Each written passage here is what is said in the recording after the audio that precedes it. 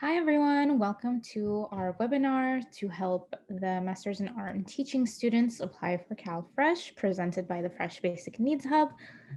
Thank you very much for joining us. We are very excited to have you here. My name is Malak Kudaimi. I am the CalFresh coordinator at the Fresh Basic Needs Hub. If you're unfamiliar with our center, we help a lot of students meet their basic needs through various services. So we have a food pantry. We help students apply for CalFresh like we're doing today. We have an emergency meal swipe program for students who need additional food support. We have a voucher program as well to our local farm, as well as other services as well. So if you definitely need some more help meeting your basic needs, reach out to us. I'm more than happy to help you. So today we're gonna take you through the CalFresh application, explain what CalFresh is, how you can use it, and show you how to submit an application if you'd like to do that. So what is CalFresh? CalFresh is known as SNAP, or the Supplemental Nutrition Assistance Program across the nation. It's a federal food assistance program funded by the USDA. It used to be called food stamps, but the USDA tried to get rid of that name a few years ago to help reduce some of the stigma that used to surround the program. And in California, they took it a step even further and decided to call the program CalFresh. So it's only known as CalFresh in California, and it's known as SNAP everywhere else in the country. It's a program that provides financial assistance to low-income households to purchase healthy food. And the program issues monthly electronic benefits on an EBT card, and students can receive anywhere between $16 to $204 per month to purchase groceries. What?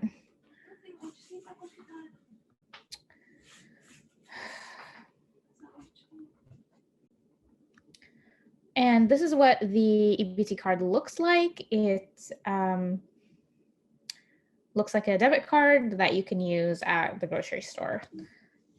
Okay, so where can you use it? Like I mentioned, most grocery stores, so Albertsons, Target, Trader Joe's, Costco. You can even use it at farmers markets as well. Benefits do roll over from month to month, and benefits can be used all over the country. You don't just have to use it in the county that you applied in. The items that you can buy, basically most food items, right? Fruits and vegetables, canned fruit, frozen fruit. You can even buy seeds and plants if you're into growing your own food. The only things you can't buy are what we called hot and prepared meals. So this is that deli section of the grocery store where they sell rotisserie chicken, mac and cheese, potato wedges, etc. Maybe a fried chicken sandwich. Those are called hot and prepared meals, and you can't use your benefits to purchase those.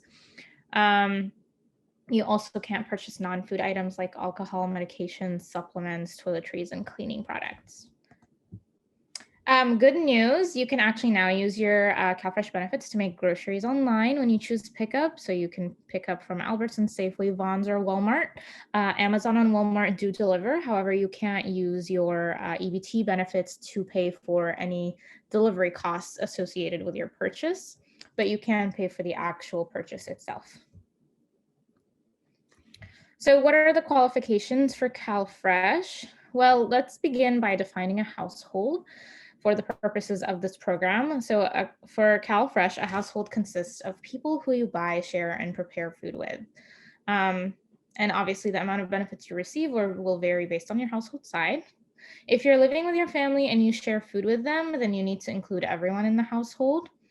If you're living with your family and you don't share food with them, you don't need to include them. So you'd be considered a household of one. And if you are living with roommates and you do share food with them, you don't share food with them, then you don't need to include them. So you'd be considered a household of one. So some basic eligibilities for CalFresh. You do have to be a US citizen or legal permanent resident to apply. So unfortunately, undocumented folks cannot apply for this program. However, you can apply as a mixed status household where, for example, family member is undocumented. Those who are not citizens or legal permanent residents would not be considered an eligible household member. So they wouldn't, for example, if we have, two parents who have a child, two undocumented parents who have a citizen child, the parents wouldn't be considered eligible household members, but they can still apply for their citizen child. However, they would only, since they're not considered eligible, they would only get the maximum benefit amount for a household of 1, even though there's technically 3 people in the household, if that makes sense. And applicants do need to include all of the household members' information, but that information is kept confidential. The California Department of Social Services is not allowed to report any kind of household information to federal agencies, so there shouldn't be an issue there. Household income must also follow the income guidelines. So if you're a household of 1, you have to make below $2,128 in order to be eligible, and the maximum amount that you can get is $204. Obviously, as the household size goes up, so does the income limit, but so does the benefit limit. There is a prorated income. So basically, social services will only take into account the income proportional to the number of eligible members in the household. So if we go back to our example where we have both parents are undocumented, but one child is a citizen, only 33% of the income is counted and held to the income guideline of a 1-person household because there's only 1 person eligible, right? So, this can get a little complex. If you do have any questions about any of this basic eligibility, feel free to email us, calfresh@uci.edu. We would be more than happy to help you sort out your specific situation if you need assistance. But if you're a household of 1, then you don't need to worry about any of this as long as you meet the income limit.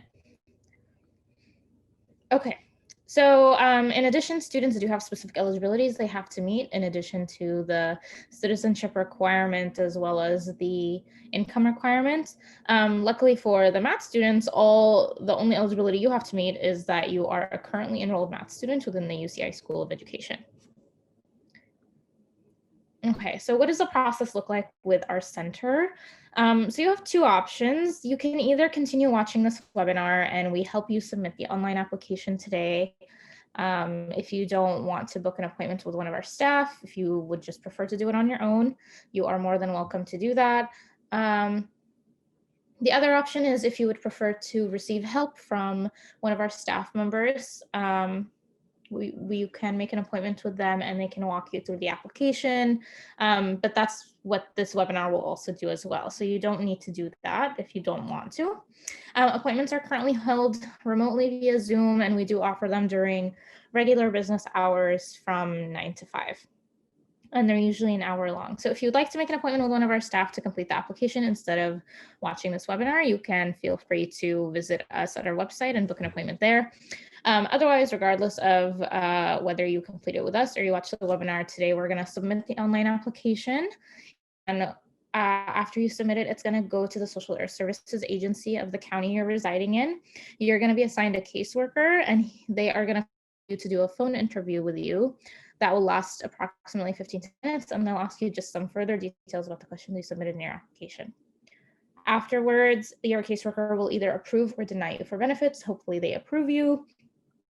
And if they approve you, then they will send you an approval letter in the mail, as well as send you your EBT card separately from the approval letter. And then you can start using your benefits. Okay, I did want to just make a few points about applying as a household greater than 1. If you are just a household of 1, feel free to skip this portion. It's not applicable to you. But if you are applying as a household greater than 1, make sure that you have consulted with your family because you will need to apply with them and include everyone on the application. You will have to apply with the head of household as the primary applicant. So this basically means, let's say that you are living with your parents and your mom is the head of household, right? She's the primary income earner. So with that being said, your mom would need to be the primary applicant on the application. So when we go through the application, you have to pretend that you are inputting her information, or you would have to input her information, pretend that you are her, right? And you are this application on her behalf, if that makes sense. So I'll explain what that looks like when we go through the application itself. However, basically what that means is if you are applying on behalf of the head of household, that basically means the county is going to do the interview with the person who's designated as the head of household on the application. So sometimes when this happens with students, the the head of household is unwilling or able to do the interview with the county. Sometimes there are language barriers, sometimes there are just issues with comfort. So with that being said, as a student, if you are applying on behalf of the head of household, you can actually designate yourself as the authorized representative for your head of household, which means you can spend CalFresh benefits on behalf of this person, as well as do any communication with the county. And that means you can also do the interview with the county. I hope that's clear. Again, if this is somewhat confusing or convoluted, please feel free to email us. We will be happy to get back and clarify what that means. If you're applying as a household greater than one, we're going to need everyone's documents who's going to be on the application. So we're going to need the social security numbers of everyone if that's applicable. Again, if you're applying as a mixed status household and not everyone has a social security number, that's fine.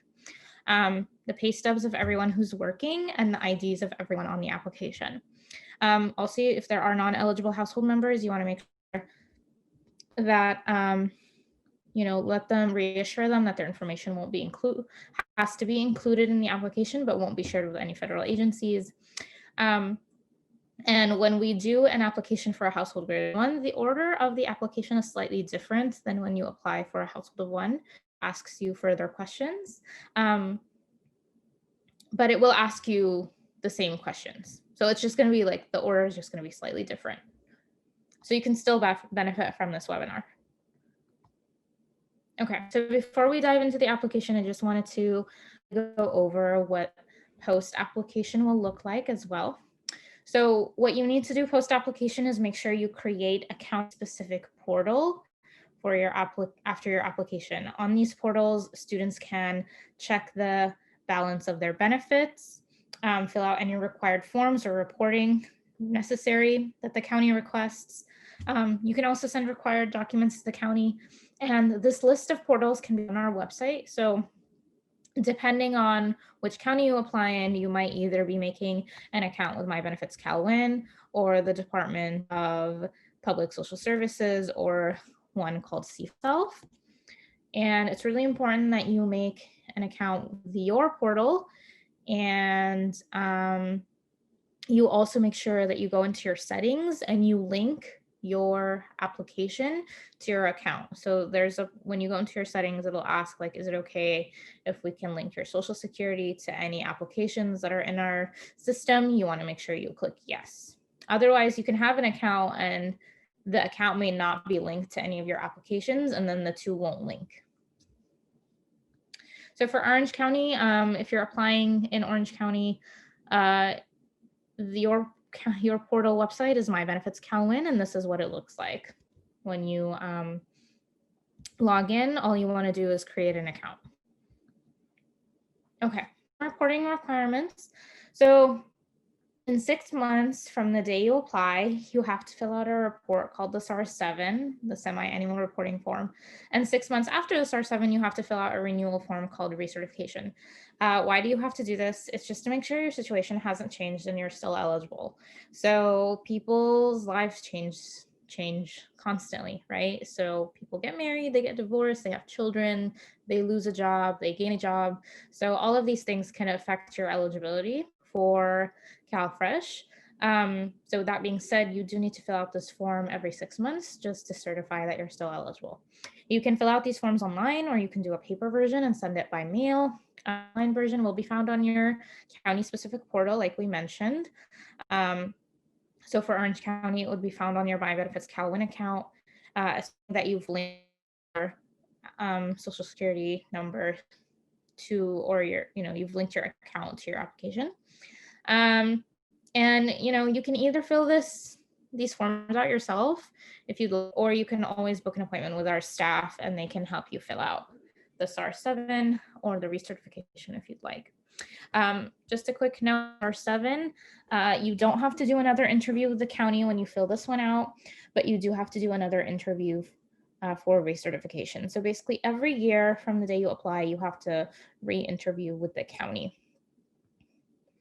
And basically this is a cycle. So as long as the CalFresh recipient continues to be eligible and fills these forms out, you'll continue receiving benefits for CalFresh. So you fill out your SAR-7, you fill out your recertification. 6 months after that, you refill out another STAR 7, you refill out another recertification. It just continues on and on until you are no longer eligible for benefits, and then your benefits will be discontinued. Just a quick kind of tidbit here. This is where most students tend to have their benefits discontinued because they don't fill these forms out on time. If you don't fill them out on time by the day they're due, the county automatically discontinues your benefits, which would be really unfortunate, and then you'd have to reapply and go through the whole process again. So I'd highly recommend that you kind of keep an eye out on when you when your due date is for these forms. You can find the due dates on our website based on the month that you're applying.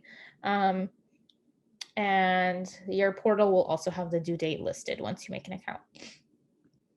Okay, so now we're gonna go into our application. So this is the link that you'll be using. Please use this link to get to the application itself. I'm going to be using an app, so I'm not actually going to be submitting today, but please go ahead and use this link to get to the application. All right, I'm going to click apply now. So I just wanted to mention I'm going to be doing a standard household of one application today, just because that's the most common and it's the most mainstream. However, obviously, if you're applying as a household greater than one, you, like I mentioned, your application will be different, but you're still going to be asked the same questions. Okay, let's click get started.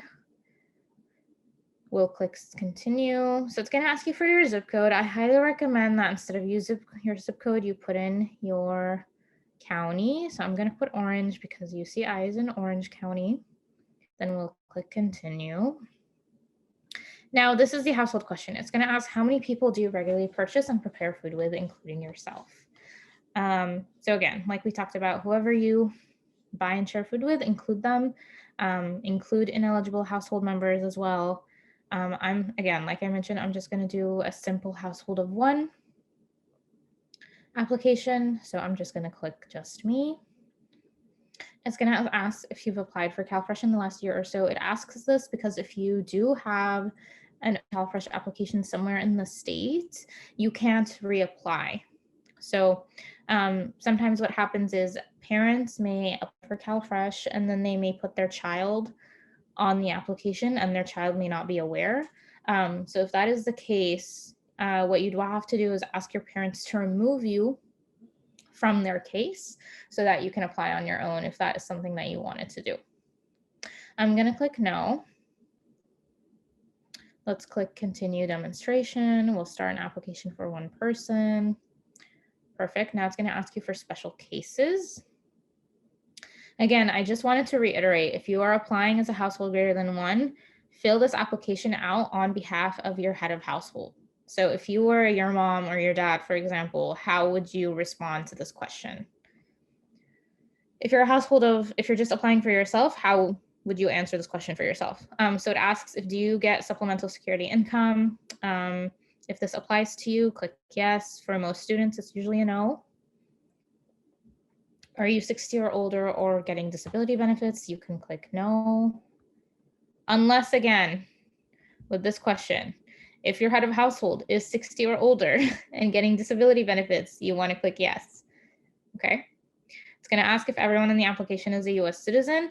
If the answer is no, I'm just going to show you what it looks like. It's just going to ask you how many people in your household are one of the following. And then you just have to indicate how many. And that's all it asks you. So I'm going to click yes for the sake of simplicity. It's going to ask if you're a college student. You're going to want to click yes. Unless, again, you are applying on behalf of your head of household. In that case, you would say no, because your mom or dad, for example, or your guardian are not college students. Okay. So it's going to say students have special requirements. Let's go through them. So for the sake of math students, the one that you're going to want to click is this one. I receive AB 112. I'm an EOP, EOPS. That is because you, as a MAP program, You are eligible for CalFresh because you have a rigorous program that basically prepares you for employment after you graduate. So basically, you're considered another employment program that qualifies me for CalFresh. Do you live in on-campus housing? If you click yes, it's going to ask if you're on a meal plan that covers 11 or more meals per week.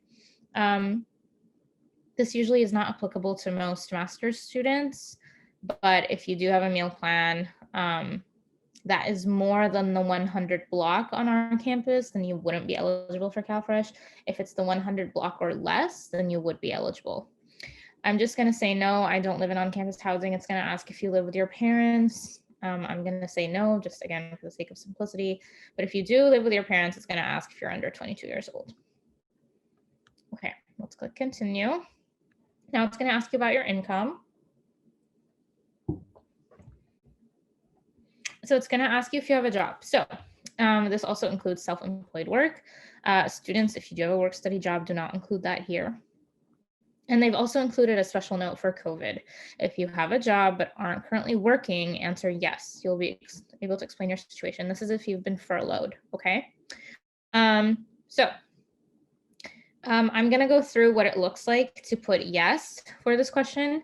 If you don't have a job, you're just going to get to the next section of the application quicker. So I'm just going to take everyone through what it looks like to input income for those that it does apply to. If this doesn't apply to you, feel free to skip this portion. Okay, then it's going to ask you if you had income from the last 30 days from freelance, independent contractor, or self-employment work. So if you drive for Uber, Lyft, or DoorDash, if you kind of have your own like dog walking or tutoring business, that would count. I'm going to click no because it's usually not the case for most students. It's going to ask if you lost a job in the last 30 days. I'm going to click no here. In total, how many jobs do you have? So you can include any freelance, self-employed, or independent contractor work. I'm going to put one job. Again, if you still have a job but aren't currently working, count that job. Then we'll click continue. Then it's going to ask you what the best way to provide your pre-tax earnings from the last 30 days looks like. So you can either provide the exact amount, or you can provide your hourly wage, or you can provide an estimate. If you have your pay stubs with you and can provide the exact amount, go ahead and do that. I like to click my hourly wage. So let's say like, I don't know, you earn $12 an hour. Well, the minimum wage is now 13, maybe 14, I don't remember. How many hours a week do you work? You can say 20. If this changes, give an average for the last 30 days. Tell us about how much you'll earn going forward. So you told us you earned $1,125 in the last 30 days. Do you think you'll make less money this month? Here you want to include, and again, it says if you're not sure, you can guess. So you can say, yes, I probably will make more money. I don't know, let's say you work at a restaurant and you're hearing whisperings that they're going to lay some people off. So you can say yes. And it's going to ask how much money do you think you'll make in the next 30 days. And again, you can estimate. But if that's not the case, if you're kind of currently okay at your position, you can just put no. If you put yes, there is a box here that gives you the opportunity to explain more about your situation if you'd like. You can click continue, and then it's going to ask if you get unemployment benefits. Answer no if you have applied for unemployment but have not gotten it yet. If you click yes, it's going to ask how much money you get from unemployment every week. So let's say a random number of $40. And then it's going to ask if you get money from other sources, Social Security, alimony, veteran benefits, etc. I'm going to put no. It's going to ask if you pay for court-ordered child support. I'm going to put no. Then it's going to ask how much money do you have on hand. I would highly suggest you put 0 for this question, just because, like it says here, this won't affect your benefit amount. It's only used to see if you qualify for expedited service. Expedited service just means that the county has 3 days to process your application from the day you apply. However, with the increase in volume in expedited cases, it's not really actually being 3 business days, to be honest with you all. So just put 0 for this question, regardless. Okay, It's going to say, let's review what you told us. If everything looks great here, if this looks correct, then you can continue. It's going to say you are probably eligible for CalFresh. Then it's going to ask you about your expenses. So it's going to ask how much you pay for rent every month. So this is only your portion of rent, okay? So if you live with roommates and total rent is $2,400 and you split that evenly, what you're gonna wanna put down is $600, okay? Do not include utilities in this number. If you don't pay anything, you can put 0. Like if you live at home and you don't pay anything, that's okay. However, if, again, you are applying on behalf of your head of household and they pay a mortgage every month, you're going to want to put that number in, okay? Click continue. Do you pay for utilities? It's not going to ask you to provide proof for your utilities, but it's going to ask you which ones you do pay for. So heating and cooling is electricity, just FYI. I'm just going to put water and sewage, but you can put whatever you are actually paying for, or you can put none of the above. It's going to ask if you pay for childcare. I'm going to put no. Let's review what you told us about the expenses on your application. If this looks great, fantastic. Now we are going to put your information here. So this is kind of where you can put your name, your date of birth, whatever applies to you. It's going to ask for your sex as well as your social security number. Then it'll ask for your phone number.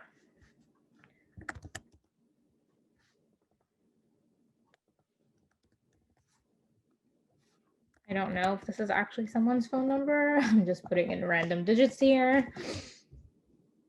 Okay, your email address, you're going to want to choose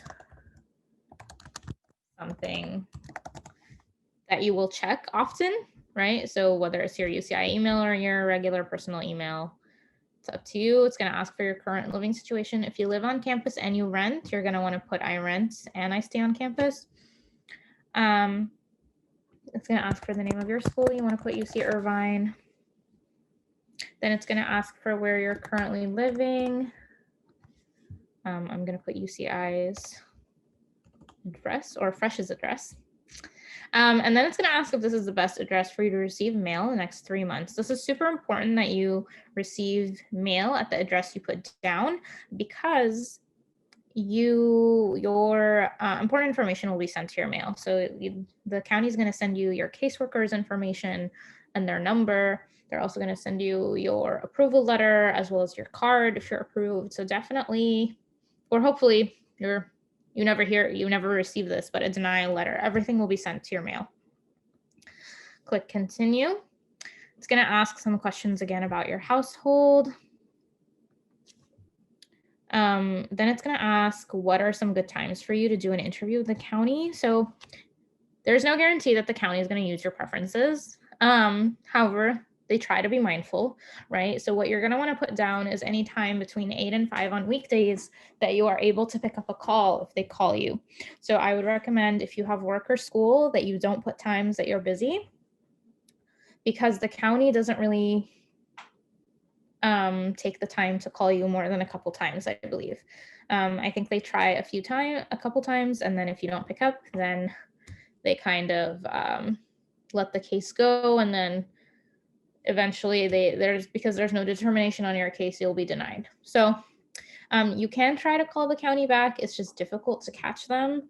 So it's really important that you pick up the call. So you can put things like, I'm available from like 12 p.m. If you're only available during your lunch hour, you can just literally put 12 p.m. to 1 p.m. every day, right? That works. I did want to mention, you can't actually use like the dash character here. You have to use the word to.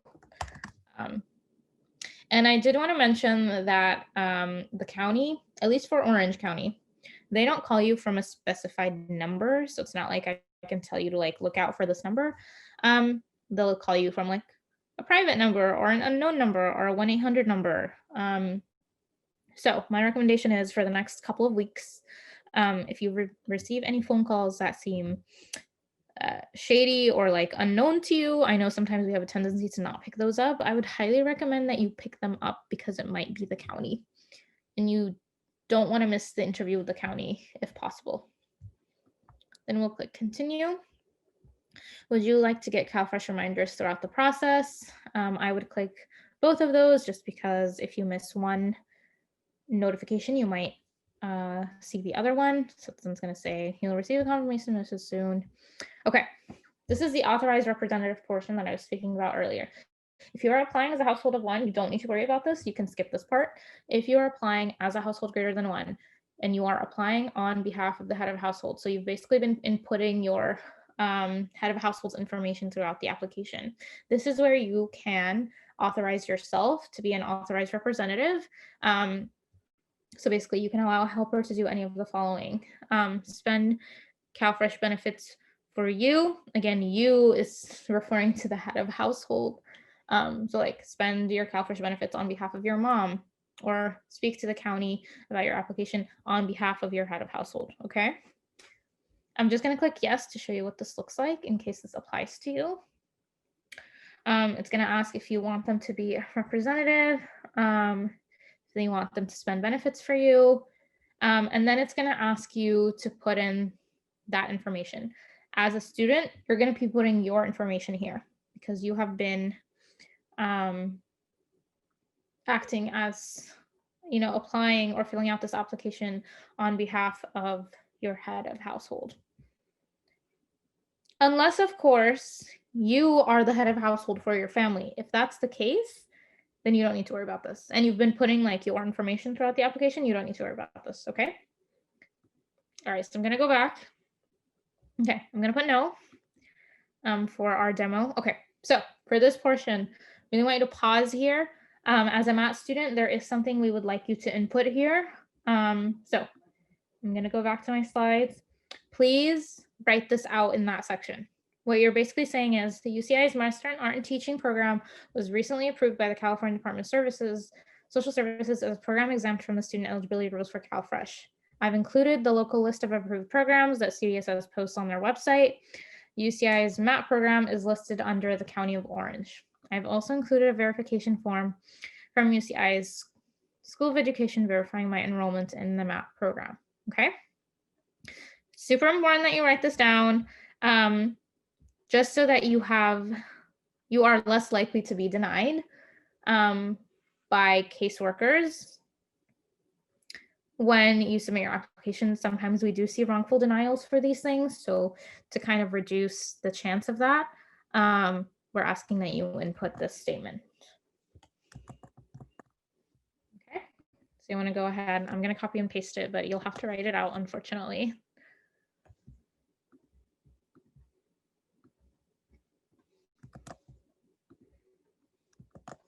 Okay. Then we'll click continue. That's going to ask you for the legal stuff. You can go ahead and scroll through this and read through it. Click agree once you're done.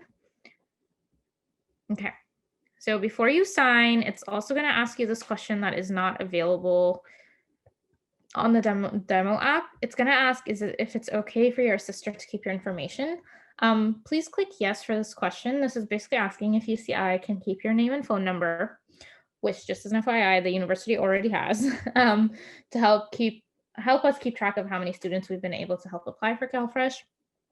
Obviously, when we record these webinars, we can reach more students than when we just do one-on-one appointments with our staff. So we wanted to just kind of keep track, know how many students we've been able to help. So if you're okay with it, I would highly recommend you click yes for this question. Once you do that, it's going to ask you to sign your name. So you can submit your application. Then it's going to ask if any of these situations apply to you. It's already going to have going to school half-time or more checked for you if you've been applying as a student as a household of one. If any of these apply to you or apply to your family, if you are applying on behalf of your head of household, please click them. Okay, we'll click continue. Are you unable to work for any of these reasons? if you're experiencing homelessness or struggling with substance abuse, etc. And then you can explain if any of these apply to you and how this keeps you from working. This is optional though. I'm going to put none of the above here. Okay, so now we're getting to the document uploading portion of the application. So this is all the stuff that you're going to need. We're going to go through it one by one. Okay. It's going to ask you to attach a copy of your ID. So these are acceptable proofs for ID. Driver's license, state ID, passport, green card, birth certificate. Obviously, you want to make sure it has your name on it. You do need a digital version of this, so I would suggest that you take a picture, email it to yourself, and then upload it. If for whatever reason you don't have one of these documents on hand right now, you can always submit these documents later.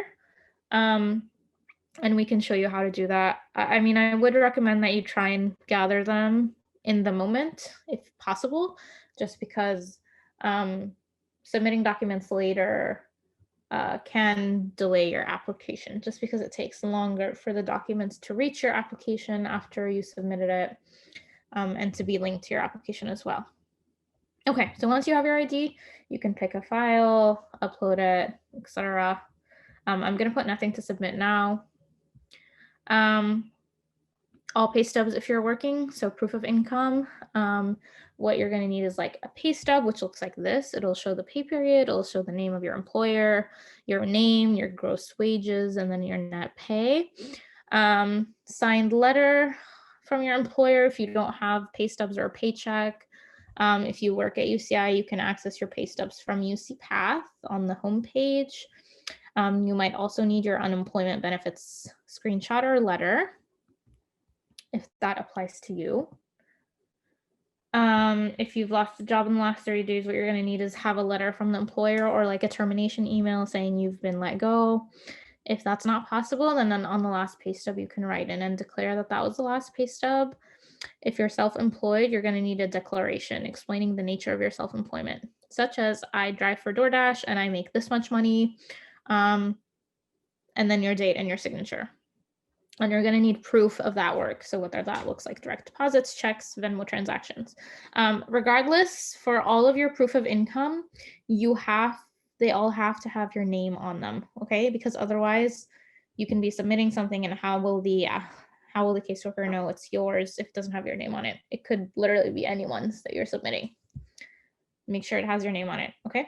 So any of these that we just mentioned, you can upload them here. You are able to upload multiple files in one section. I'm going to do nothing to submit now.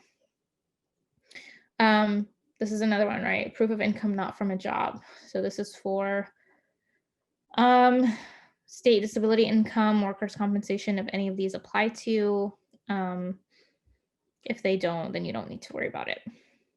Nothing to submit now. Attach proof of housing expenses. So acceptable documents here include a lease agreement. This is the best if you have one. Again, it has to have your name on it though. If you're going to submit this as proof, right? If you're not on a lease agreement, that's okay. Like if you pay money through Venmo or checks, that's fine. But it has to show your name on it somehow. Same thing with online portal screenshots. So if you like live in a housing community and you pay your rent through an online portal, you can take a screenshot, but it has to show your name. Again, if you are applying on the behalf of a head of household of someone, if you're submitting these things for that person, they need to have that person's name on them, okay? Like if your mom pays mortgage, your housing contract needs to have your mom's name on it if you're submitting it on her behalf, okay? So nothing to submit now. Then we're going to go to your financial aid award letter. So to access this, we're going to need the one that looks like this. What you're going to need is to log into your UCI financial aid, click on the My Aid Award tab, then click Print My Forms, and it will get you this PDF. Okay. So nothing to submit now. A copy of your class schedule. So this is where it gets a little tricky because technically you can access your study list as a student. However, your study list does not show your name on it. The student version does not show your name on it as a math student. Only the admin version, which the student affairs office can see, is the one that has your name on it. So what you're going to want to do is email JC Chu, the director of student affairs, to request your study list and your verification form. Okay, you're going to need your verification form to upload with your application. Your verification form basically verifies your enrollment as a student in the MAP program. This is not required by the county technically. However, there's a higher chance of being denied if you don't submit this. Submit proof of your enrollment. This is an official document that has been verified by the School of Education. It's an official letterhead. It will be signed by someone at the school to verify your enrollment. So what you're going to want to do is email JC Chu, Director of Student Affairs, request this form. She'll also send your study list, which is your copy of your class schedule that has your name on it, which you'll need to upload. Okay, so your study list, the one that she sends you, the screenshot, this is what you'll upload here for the copy of your class schedule. Okay. Then it's going to ask if there's anything else you want to submit. This is where you would submit the verification form. Okay. So they'll send you the science verification form. Okay. Also, in addition to the verification form that you're going to upload to the anything else you want to submit portion, I want to advise you to also upload this PDF. This is the local list of approved programs. Basically, this is an official document on the California Department of Social Services website that lists out all of the different eligibilities by school and by county.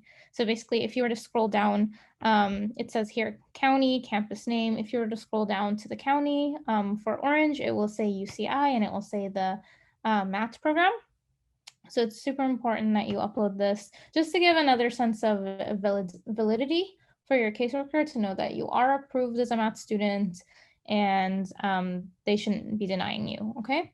So in terms of where you can find this, if you don't have it already, you can navigate over to our website, click on our CalFresh tab, on our eligibility tab, and then it will say students who are part of the MAT program must upload this linked PDF. So you can go ahead and download that and then upload it. And then that will be the last thing that you would need to upload as part of your application. And then you'll upload it here. And then it's going to ask if you want to register to vote. And so you can click whatever floats your boat here.